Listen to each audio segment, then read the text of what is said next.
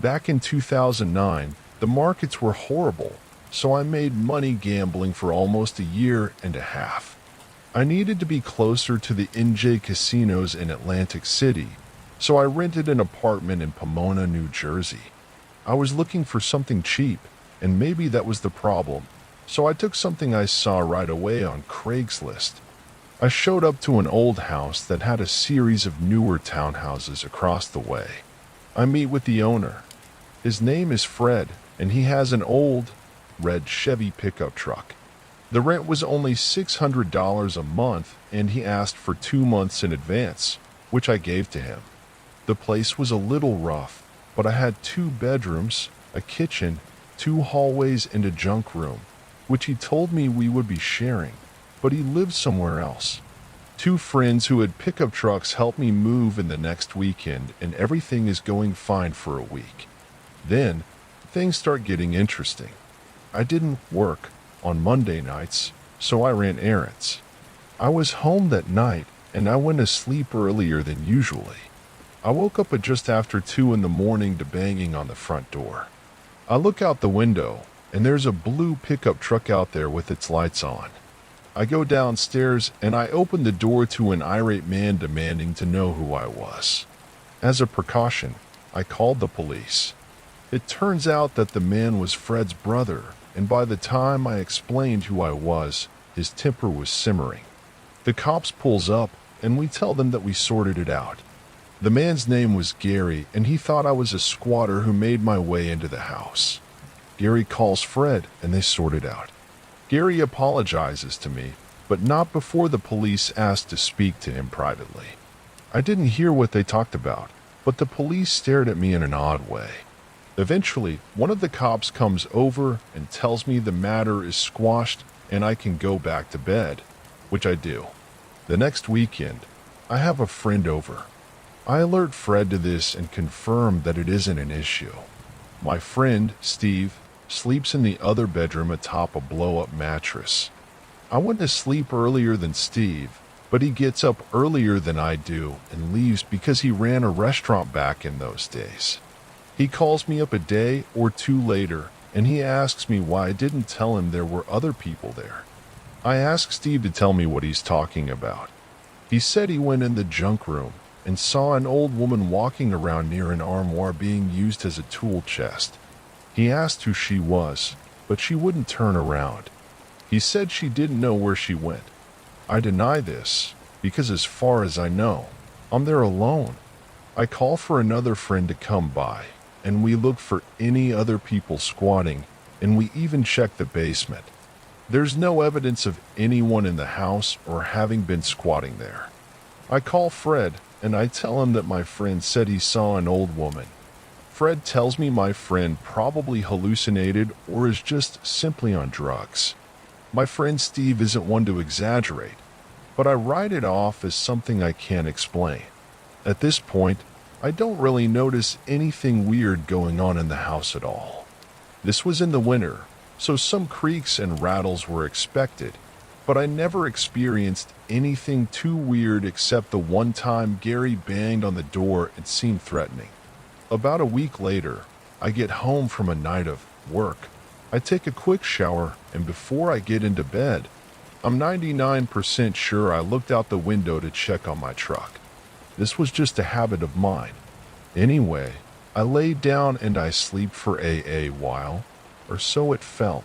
But I went to bed probably at 4 a.m., and I wake up feeling rested, but it's still dark outside. I get up, use the bathroom, which doesn't have a window, and I go back to bed. I fall back asleep.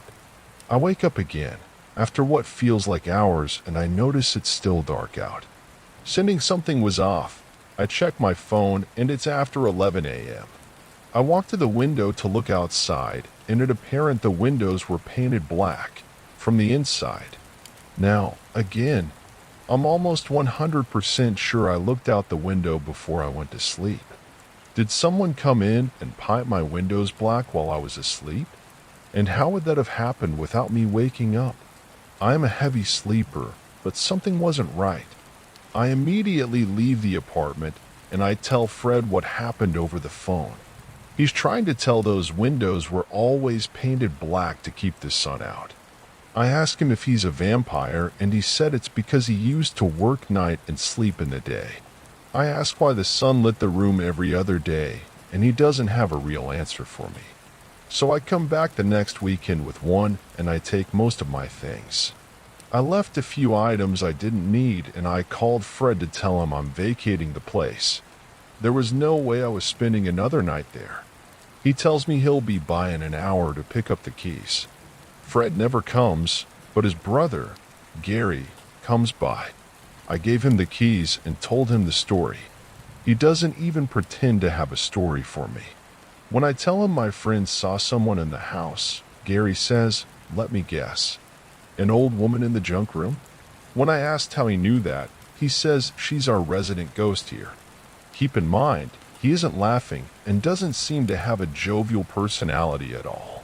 When I told him about the black paint on the windows, he said something to the effect of how they could never get a long-term renter there, and that a lot of weird things happen at this place.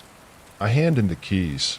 I tell him he can keep the next month's rent, and I head out to the truck with my friend waiting to follow me with his pickup. I was moving back to New York and was going to be living in an apartment complex. A woman from one of the townhouses across the way stops me just before I leave and says, "You're leaving? It's probably for the best. Nothing good ever comes to people who rent that place anyway." When I asked her to clarify, all she said were evasive things like just nothing be good. It's probably for the best. You would have left anyway. I told her my friend saw something weird in the house and that it was an old woman. She said she sees an old woman and sometimes an old man peer out of the curtains at odd times when the house is completely vacant. But she's choosing her words carefully as to almost bait me to ask more questions. I decided I had enough weirdness for 2 months and left the place without looking back.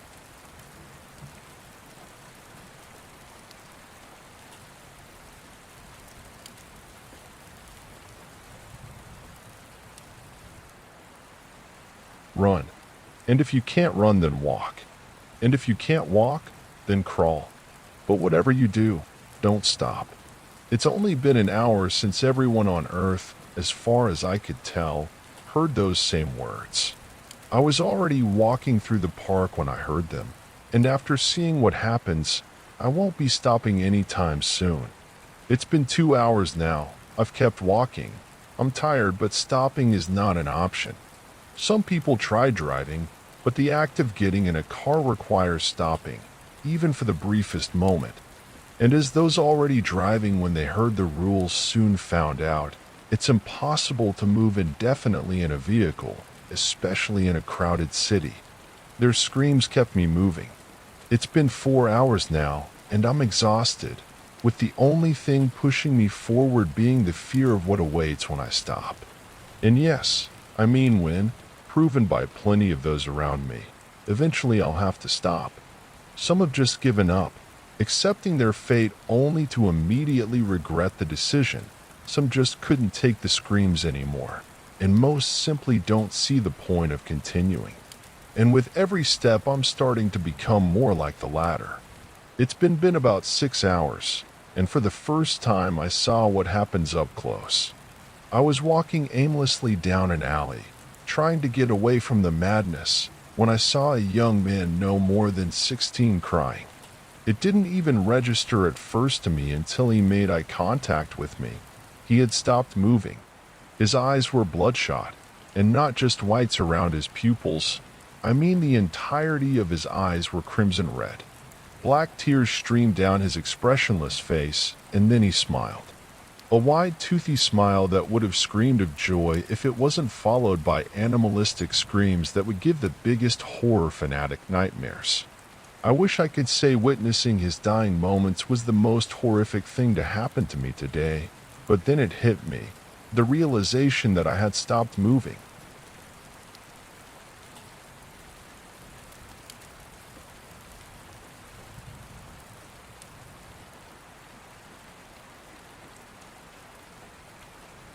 The murder town. It was late at night.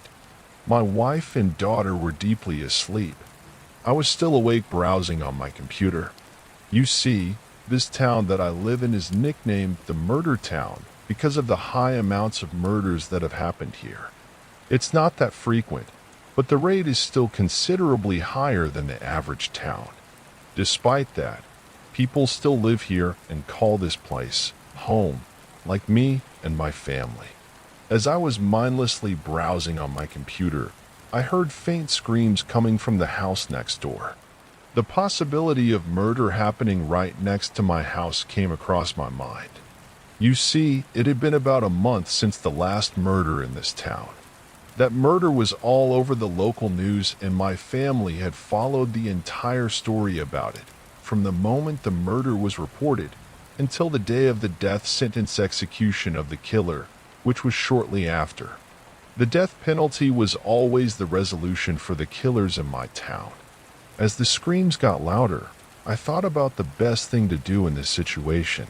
Since it was very late at night, I figured that the other people around here were already asleep to notice the screams coming from there. So it was up to me to investigate. I didn't bother to disturb my wife and daughter, so I immediately grabbed my phone and walked out of my house. I approached the house which was the source of the screams. As I peeked from outside, there it was, murder. A middle-aged woman killing her family members with a knife. Without hesitation, I pulled out my phone and called the police to inform them about this. Something weird that I noticed was that the woman with the knife was Mrs. Hanson, the main witness of the last murder. I didn't know what to make of it, so I shrugged it off. Before I was able to run away, I saw that the killer noticed me. I was distracted by her glowing white eyes.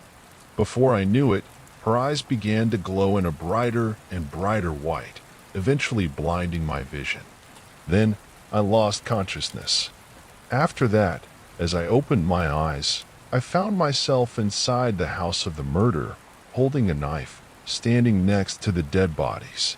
I wasn't in my own body anymore. My gaze focused on the man outside of the house holding a phone. The man looks oddly similar to me. That's when I realized that is my original body. The man smiled at me with glowing white eyes, chuckled, and said, "The police are on their way. They're not gonna believe you," then ran away.